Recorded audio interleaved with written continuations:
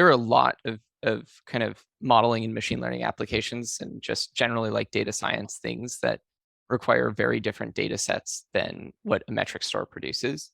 I worked for about a year and a half, 2 years on feature stores. And I think, we talk a lot about these two things.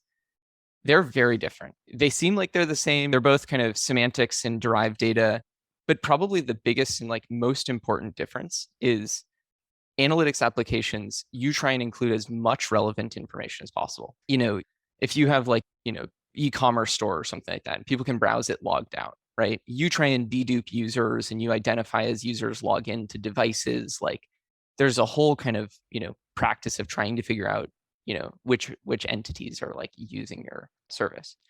And that is really, really important for analytics because it allows us to get a much clearer picture. But you don't want to do that for machine learning because that's all information leakage and that will ruin your models. And so I think with machine learning, you try and get as close to the raw data sets as possible.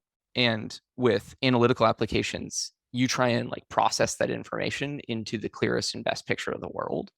So I think there are nuances there. There's also like, real time and like all kinds of complexities. So is it fair to understand that like right now, as we think about like metric store and layer, like we're closer to analytics than we are necessarily to data science and use cases like that? And it depends.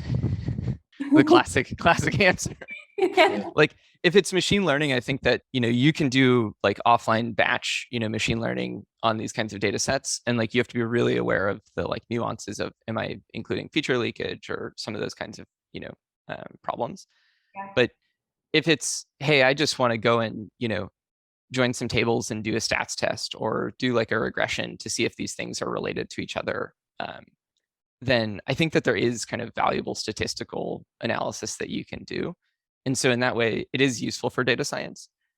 I just think that the bulk of the applications are actually related to analytics and like the end business user and how they're consuming these metrics.